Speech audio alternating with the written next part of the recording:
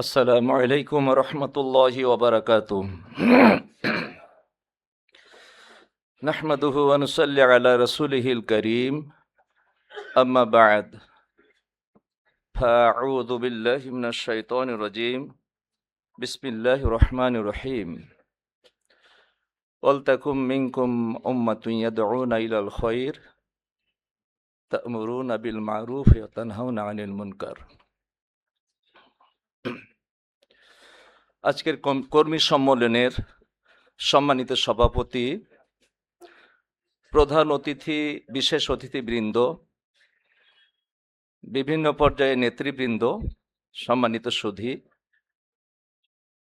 আমরা আল্লাহ রাব্বুল আলামিনের প্রশংসা জ্ঞাপন করছি যে আজকে এত সুন্দর একটি অনুষ্ঠান উপভোগ করছি। জমিয়ত সুববানী আহলে হাদিসের পক্ষ থেকে আয়োজন, আপনারা সবাই জানেন। সুববান যুব সমাজ, যে সময়ে যুব সমাজ দ্রুত গতিতে নেশার দিকে ধাবমান, যে সময়ে যুব সমাজ অশ্লীলতার দিকে ছুটে চলেছে, যে সময়ে যুব সমাজ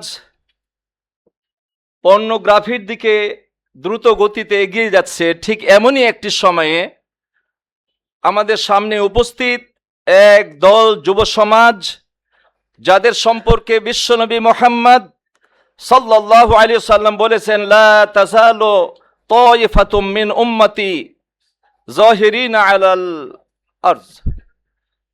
এই যে ঘোষণা বিশ্বনবী মুহাম্মদ সাল্লাল্লাহু আলাইহি সাল্লামের পক্ষ থেকে, তারই একটি দৃশ্য আমরা দেখছি। আমরা বলি আলহামদুলিল্লাহ। সম্মানিত উপস্থিতি, আজকে দৃশ্য দেখে মনে হচ্ছে যে আজকে যেমন যুব সমাজ উপস্থিত হয়েছে, ঠিক বয়োবৃদ্ধরা আমাদের মাঝে আমরা কিছু উপস্থিত হয়েছি। আর যে প্রোগ্রাম, যে সংগঠন বয়োবৃদ্ধ এবং যুব সমাজকে সঙ্গে নিয়ে পরিচালনা করে, সেই সংগঠন এবং সেই প্রোগ্রাম, সেই মিশন তার গন্তব্যে পৌঁছবে, পৃথিবীর কোন শক্তি তাকে রুখতে পারবে না ইনশাআল্লাহ। আর এই যুবকেরা যদি ভালো হয়ে যায়, একজন যুবক যদি ভালো হয়ে যায়, একটি পরিবার ভালো হয়ে যায়। যুবকেরা যদি ভালো হয়ে যায়, সমাজ ভালো হয়। যুবকেরা যদি ভালো হয়, তাহলে বাংলাদেশ ভালো হয়। যুবকেরা যদি ভালো হয়, তাহলে লাল সবুজের পতাকা ভালো হয়ে যায়। এই যুবকেরা যদি ভালো হয়, তাহলে অন্য যুবকেরাও আলোকিত হতে পারে। এই যুবকেরা যখন ভালো হয়ে যাবে, তখন কোনো নারী নির্যাতিত হবে না, কোনো নারী ইফটিজিং হবে না, কোনো নারী ধর্ষিতা হবে না, বরং এক একজন যুবক এক একজন নারীর জন্য পাহারাদারে পরিণত হবে, বডিগার্ডে পরিণত হবে। এক একজন যুবক এই নারীদের সতীত্ব রক্ষা করার লক্ষ্যে তারা জীবন পর্যন্ত বিলিয়ে দিতে পারে। এই বাংলাদেশ জমিয়ত সুববানী আহলে হাদিস এই বার্তাই বহন করে, এই মেসেজই দিয়ে যায় এবং এর জন্য যুব সমাজকে উদ্বুদ্ধ করে। আমরা সকলে মিলে ইনশাআল্লাহ জমিয়ত সুববানী আহলে হাদিসের এই মেসেজ ধারণ করব এবং সমাজে এই মেসেজ আমরা ছড়িয়ে দিব ইনশাআল্লাহ। সম্মানিত উপস্থিতি, আসুন আমার আলোচনা শেষ পর্যায়ে আমি এতটুকু বলতে চাই যে এই যে যুব সমাজ, এদের যে একটা শক্তি, এরা এমন একটা নিয়ামত, এটা এমন একটা শক্তি, যে শক্তিকে আল্লাহ রাব্বুল আলামিন কুয়া বলেছেন কোরআন মাজিদে। কুয়া বলেছেন শক্তি, এমন এক শক্তি। এই আল্লাহর নামে যদি এই শক্তি একত্রিত হয়, তাহলে বড় শক্তিও পরাজিত হতে বাধ্য। এই শক্তি যদি একত্রিত হয়, তাহলে নদীর স্রোতকে পর্যন্ত থামিয়ে দিতে পারে, টর্নেডোর সেই আঘাতকেও এরা প্রতিহত করতে পারে এই শক্তি। সম্মানিত উপস্থিতি, তাই আসুন আমরা এই যুব সমাজের এই শক্তিটাকে আমরা ভালো কাজে, দিনের কাজে, দাওয়াতি কাজে আমরা ব্যয় করি।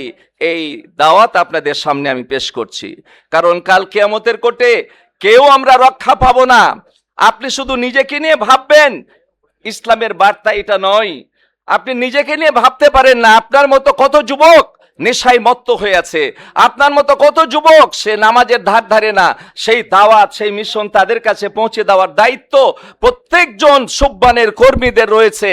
যদি আমরা তা না করি তাহলে কাল কিয়ামতের কোর্টে আল্লাহর কাছে আমরা আটকা পড়ে যাব। আহমদুল্লাহ বিন হাম্বাল তিনি রিসালাতুস সানিয়া বই একটা ছোট্ট কথা লিখেছেন যে আল মুসলিহু শারীকুন মুসি ইযা লাম তানসাহ। হচ্ছে দুইজন নামাজ পড়ছে, একজন সঠিক আর একজন বেঠিক। সঠিক যে নামাজ পড়ছে সে বেঠিক নামাজ পড়াকে যদি সংশোধন করিয়ে না দেয় তাহলে বেঠিক নামাজ পড়ে যে অপরাধ করছে সেই অপরাধের অংশীদার সঠিকভাবে নামাজ পড়ার কাঁধে অর্পিত হবে। তাহলে আপনি শুধু নিজেকে নিয়ে কিভাবে চিন্তা করবেন? আপনাকে জাতিকে নিয়ে চিন্তা করতে হবে। যে যুবকেরা পথভ্রষ্ট হয়ে গেছে, যে যুবকেরা শয়তানের পথ অনুসরণ করছে, যে যুবকেরা জাহান্নামের পথের প্রতীক হয়ে গেছে, তাদেরকে জান্নাতের পথের প্রতীক বানানোর দায়িত্ব আপনার এবং আমাদের।